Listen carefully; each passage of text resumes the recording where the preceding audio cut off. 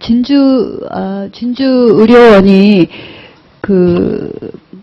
매각하거나 아니면 위탁하거나 아니면 특성화를 위한 노력을 했느냐라는 부분을 진주의료원 현장 조사 때 질의를 했습니다. 근데 만족할 만한 답변을 들은 바가 없기 때문에 이사님 중에는 답변하실 만한 분이 없으시죠? 혹시 경남도 의사회장님 나오셨는데 지역에서는 자문을 받았거나 진주의료원이 현재의 모습에서 매각하거나 폐업 이전에 특성화한다거나 아니면 위탁을 한다거나 해서 기능 전환을 해서 새로 나는 모습을 보일 가능성이 있었다고 보시는지, 했다면 어떤 모습이 좋았다고 생각하시는지, 혹시 지역사회 의사회장님이니까 혹시 참고 부탁드립니다. 예, 기능의 변화에 대해서는 공식적인 자문이라보다는 비공식적인 자리에서 건의한 바 있습니다. 근데 아직까지 폐업 과정이라서 구체적인 안에는 서로 오고 가고 한 적이 없습니다. 네. 지난번 현장 조사 때 진주의료원과 경남도 측에서는 위탁에 관한 노력을 했었다, 이렇게 답변을 하셨는데, 어제 자료 요청을 하고 구두를 보니까 2008년에 용역 조사에서 2009년에 구두로 한 거 이후에는 위탁에 관한 구체적인 논의가 없었던 것 같습니다. 그래서 확인을 드리는 거고요. 또 저희들한테 보고를 하기로는 휴업하거나 폐업하지 않을 때 방안이 휴업 후에 재개원의 경우에 이제 특성화 병원, 민간위탁, 국립난치병센터를 검토했다라고 하면서 특성화 병원의 경우에는 노인병원 이렇게 한 가지를 제시를 하셨더라고요.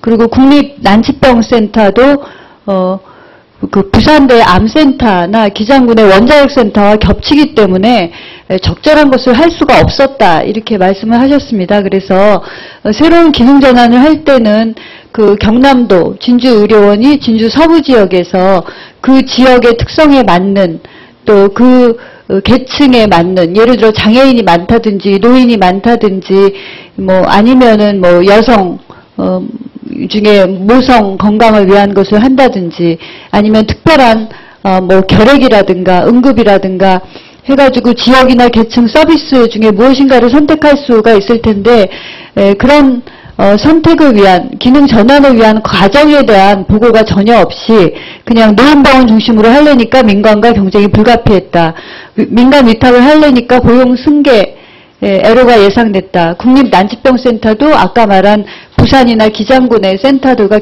겹치기 때문에 어려웠다, 이런 정도의 보고가 있더라고요. 그래서 경남도 의사회, 의사협회에서도 의견을 많이 내셨던 것으로 알고 있는데, 현장에서 가장 많은 부분을 알고 있으실 것 같아서 질의를 드렸습니다. 근데 지나간 일이라, 그러면 경남대 정백근 교수님께 잠깐 질의 드리겠습니다. 혹시 기능 중심으로 전환한다면 진주의료원의 모습은 어땠으면 좋았다고 생각을 하시는 게 있는지 여쭤보고 싶습니다. 예, 서부 경남은 종합병원급 이상 의료기관이 진주시를 제외하고는 한 군데도 없습니다. 그래서 그야말로 말 그대로 의료자원 분포에 있어서 아마 우리나라 전국에서 가장 취약한 곳이라고 생각을 합니다. 그래서 그런 곳에서는 특성화를 이야기하기 전에 뭔가 양질의 종합병원을 어떻게 만들 것인가 하는 것이 지방정부의 고민이 되어야 된다고 생각하고, 진주의료원은 특성화를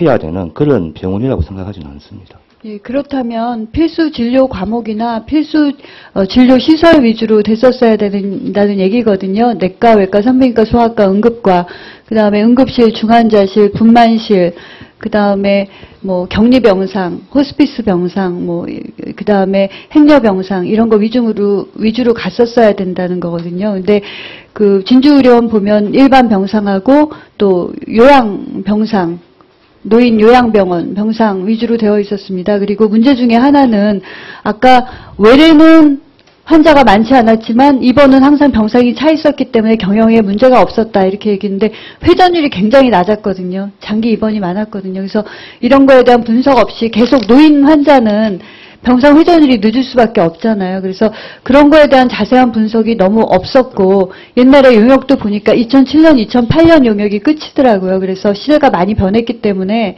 그 옛날 자료에 계속 근거해서 했었어야 되냐. 마지막 그 노력의 모습이 너무 보이지 않았기 때문에 그 진주의료원이 이런 국정조사까지 오게 된 데에는 그 마지막 결정을 할 때 마지막에 노력이 좀 비춰졌어야 된다. 그런 아쉬움에서 다시 한번 말씀을 드립니다.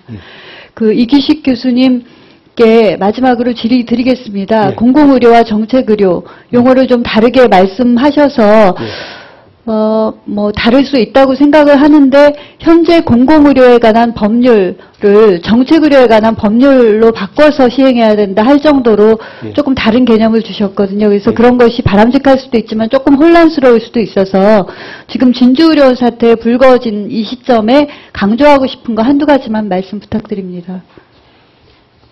공공의료와 정책의료 구분은 공공의료는 보편성이 있어야 되는 거고 정책의료는 국민들의 어떤 의료 공백이 생기는 부분을 메꿔주는 그런 역할로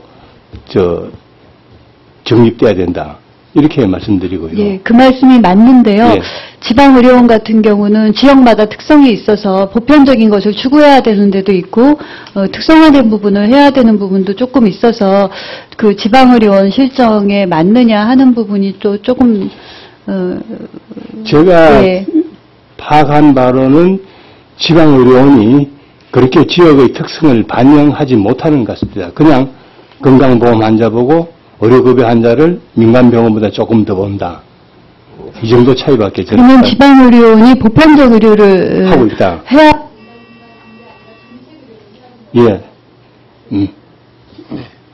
문정님 의원님 수고하셨습니다. 다음은 서울특별시의회 부의장을 역임하시고 현재 서울 강북구 을 출신 유대훈 의원님 질의해 주시기 바랍니다. 예.